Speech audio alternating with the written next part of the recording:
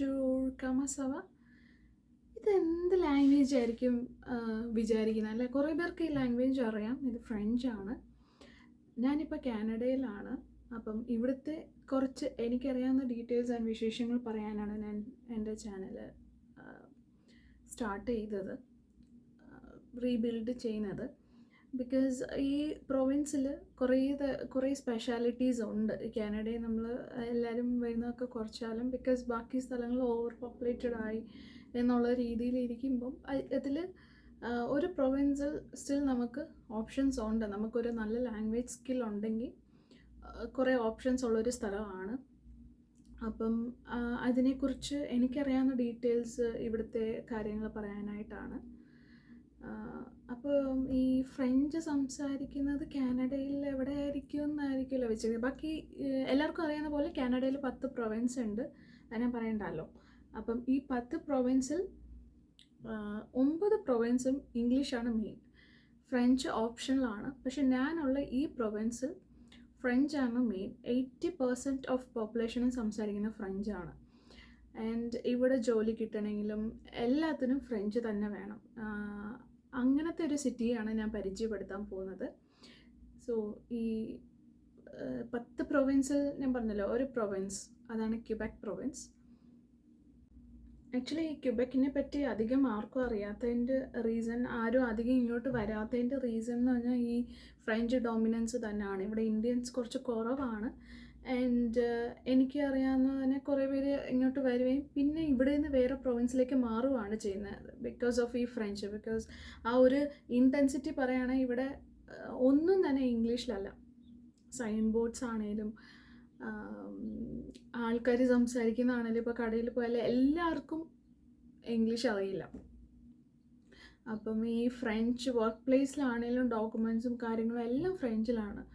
And recently ഇവിടുത്തെ ബസ്സസിൽ auto ബസ്സിൽ ഇങ്ങനെ എഴുതിയിട്ടുണ്ടായിരിക്കും ഗോ കാനഡ ഗോ എന്ന്, ഇടയ്ക്ക് ഇങ്ങനെ ഡിസ്പ്ലേസ് വരാറുണ്ട്. ഈവൻ അതുപോലും ഇവിടുത്തെ ഗവൺമെൻറ് മാറ്റി അല്ലേ കാനഡ അല്ലേന്നാക്കിയില്ലേ ഫ്രഞ്ചിൽ മാറ്റി.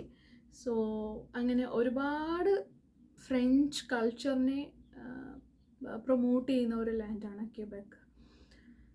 അതുകൊണ്ടാണ് അധികം ആരും വരാത്തതും. ഓക്കെ, ഇവിടെ ആണെങ്കിൽ ഫെഡറൽ ടാക്സ് ഉണ്ട്, ക്യൂബെക് പ്രൊവിൻസിൻ്റേതായിട്ടുള്ള ടാക്സ് ഉണ്ട്. സോ ഇവിടെ ടാക്സ് റേറ്റ്സ് കൂടുതലാണ്, അറൗണ്ട് 25% ആണ്. ബാക്കി പ്രൊവിൻസിൽ ടാക്സസ് ഇത്രയില്ല, കുറവാണ്. ടാക്സസ് എന്തൊക്കെ നമ്മൾ കൂടുതലാണ് ക്യൂബെക്കിൽ 2 തരം ടാക്സ് ഉണ്ട്, പ്രൊവിൻസ് ടാക്സും ഫെഡറൽ ടാക്സും, ഇങ്ങനെ 2 ടാക്സ് ഉണ്ടെന്ന് പറഞ്ഞാലും ഇവിടുത്തെ വെൽഫെയർസ് കൂടുതലാണ്. ഫോർ എക്സാമ്പിൾ ഇതിന് ഞാൻ ഡീറ്റെയിൽ ആയിട്ട് വരുന്ന വീഡിയോസിൽ പറയാം. ഫോർ എക്സാമ്പിൾ ഒരു എക്സാമ്പിൾ പറയുകയാണെങ്കിൽ ഇവിടുത്തെ ഡേ കെയർ ലൈക്ക് $9.5 ആണ് പെർ ഡേ. പക്ഷേ ബാക്കി പ്രൊവിൻസിൽ സ്റ്റാർട്ടിങ് ഫ്രം 20 ആണ്, $20 to $50 വരെ ഉണ്ട് പെർ ഡേ ഉള്ള റേറ്റ്. അപ്പം അങ്ങനെയൊക്കെ നോക്കുമ്പോൾ ഇവിടെ കുറേ ഫെസിലിറ്റീസ് ഉണ്ട്. ഐ മീൻ വെൽഫെയർസ് റേറ്റ് കുറവാണ്, അഫോർഡബിൾ ആണ്.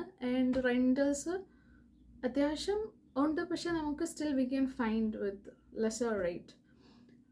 ബാക്കി പ്രൊവിൻസിനേക്കാളും ബെറ്ററാണ് ക്യൂബെക്. പിന്നെ എന്ന് പറയുമ്പം ക്യൂബെക്കിൽ ഒരു പ്രശ്നം എന്ന് പറഞ്ഞാൽ നല്ല ഹെവി വിൻ്റർ ആയിരിക്കും, ലൈക്ക് -30 വരെ പോവും. അങ്ങനെ വിൻ്ററും ഹെവിയാണ്, സമ്മറും ഹെവിയാണ്. അങ്ങനത്തെ ഒരു പ്രൊവിൻസാണ്. ലൈക്ക് 6 months കൂടുതൽ നല്ല തണുപ്പുണ്ട്. ലൈക്ക് ഓൾമോസ്റ്റ് ഒരു ഞങ്ങൾ ഈ നവംബറിലാണ് വന്നത്. സോ നവംബറിൽ ചെറുതായിട്ട് തുടങ്ങും. And December, January, February, March, April, May, still ഒരു ജൂൺ ആയപ്പോഴാണ്, മെയ് എൻഡ് ആവാറായപ്പോഴാണ് കുറച്ച് തണുപ്പ് മാറിയത്. അപ്പം അങ്ങനെ നല്ല ചൂടും തണുപ്പുള്ള സ്ഥലം. ഇപ്പോഴാണ് ഭയങ്കര ചൂടാണ് ഇവിടെ.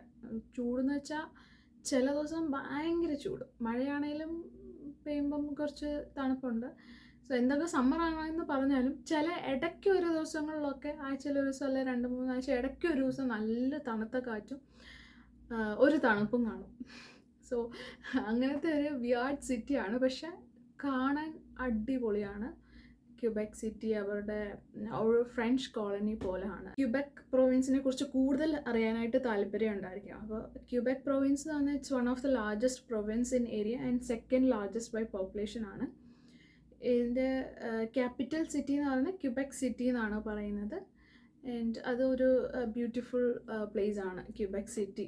ചുമ്മാ നമ്മൾ ഇൻ്റർനെറ്റിൽ നോക്കിയാൽ തന്നെ ക്യൂബെക് സിറ്റി അടിച്ചു വെച്ച് കഴിഞ്ഞാൽ നല്ല രസമാണ് ക്യൂബെക് സിറ്റി കാണാൻ. ആൻഡ് ഈ ആൻഡ് ഇവിടുത്തെ ഏറ്റവും വലിയ പ്ലേസ് എന്ന് പറയുമ്പം അത് മോൺട്രിയലാണ്. മോൺട്രിയൽ എന്ന് പറയുന്ന മോണ്ട് റോയൽ എന്നുള്ളൊരു മൗണ്ടൻ്റെ പേരിൽ നിന്നാണ് മോൺട്രിയൽ എന്നുള്ളൊരു പേര് അഡോപ്റ്റ് ആയത്. സോ ഇത് ഇവിടെ കുറച്ച് മോഡേൺ ആണ്, പക്ഷേ ഇവിടെയാണ് ഏറ്റവും French dominant. Like after Paris, Montreal is the second largest French speaking place. വിശ്വസിക്കാൻ പറ്റുമോ? എനിക്ക് ആക്ച്വലി ഞങ്ങൾ ഇങ്ങോട്ട് മൂവ് ചെയ്തപ്പം എനിക്ക് ശരിക്കും ഈ ഫ്രഞ്ചിൻ്റെ ഇൻറ്റൻസിറ്റി മനസ്സിലായില്ല. ഓക്കെ, നമുക്ക് എനഫ് ക്വാളിഫിക്കേഷൻ ഉണ്ടെങ്കിൽ നമുക്ക് ഓക്കെ ആയിരിക്കുന്നു. പക്ഷെ ഇവിടെ പ്രത്യേകിച്ച് ഒരു HR റോൾ, ഒരു ഫിനാൻസ് റോളിലൊക്കെ ആണെങ്കിൽ, എക്സെപ്റ്റ് IT ടെക്നിക്കൽ ഫീൽഡിനെ പുറത്തോട്ട് ജനറൽ റോൾസിലേക്ക് വരുവാണെങ്കിൽ ഫ്രഞ്ച് ഫ്ലുവൻസി ഇല്ലാതെ ജോബ് കിട്ടാൻ ഭയങ്കര പാടാണ്. ആൻഡ് അറ്റ്ലീസ്റ്റ് IT-കാർക്ക് കോൺവെർസേഷനായാലും, ബിക്കോസ് അവർ പേഴ്സണുമായിട്ട് അവർ കണക്റ്റ് ആവുന്നില്ല, they are with the system. അപ്പം അവർക്ക് വലിയ പ്രശ്നമില്ല. എനിക്കറിയുന്ന കുറച്ച് ആൾക്കാരൊക്കെ ഉണ്ട്, നല്ല എക്സ്പീരിയൻസ് ഉള്ളവർ, Tier 1 Tier 2 ഓർഗനൈസേഷൻസിൽ ഇന്ത്യയിൽ വർക്ക് ചെയ്തവർ. പക്ഷെ ഇവിടെ വരുമ്പം എന്തൊക്കെ 10 years ഒക്കെ എക്സ്പീരിയൻസ് ഉണ്ടെന്ന് പറഞ്ഞാലും ജനറൽ റോൾസിന് അവർക്ക് ഫ്രഞ്ച് ഫ്ലുവൻസി ഇല്ലാതെ എടുക്കാൻ ഭയങ്കര പാടാണ്. പിന്നെ ഇവിടെ എന്ന് പറയുമ്പം ഞാൻ പറഞ്ഞല്ലോ ഒരുപാട് വെൽഫെയർസ് ഉണ്ടെന്ന്. അതുകൊണ്ട് തന്നെ ഇവിടെ നമുക്ക് ഫ്രഞ്ച് പ്രോഗ്രാംസ് ഉണ്ട് ഗവൺമെൻറ് ഓഫർ ചെയ്യുന്നത്. അതിൽ നമുക്ക് ഇങ്ങോട്ട് കാശ് അവർ തരും. നമ്മൾ ഫുൾ ടൈം ചെയ്യണം. ലൈക്ക് മോർണിംഗ് ഒരു 9:45 to 4:30 ആണ് ക്ലാസ്സസ്. സോ ഇപ്പം ഞാൻ B1 ആണ്. അങ്ങനെ ചെയ്ത് അപ്പം അറ്റ്ലീസ്റ്റ് വിൽ ഗെറ്റ് സം, എന്താ പറയുക, നമ്മൾ അങ്ങോട്ട് കൊടുത്ത് പഠിക്കുമല്ലോ. ഇങ്ങോട്ട് കിട്ടുമ്പം at least we can dedicatedly study French.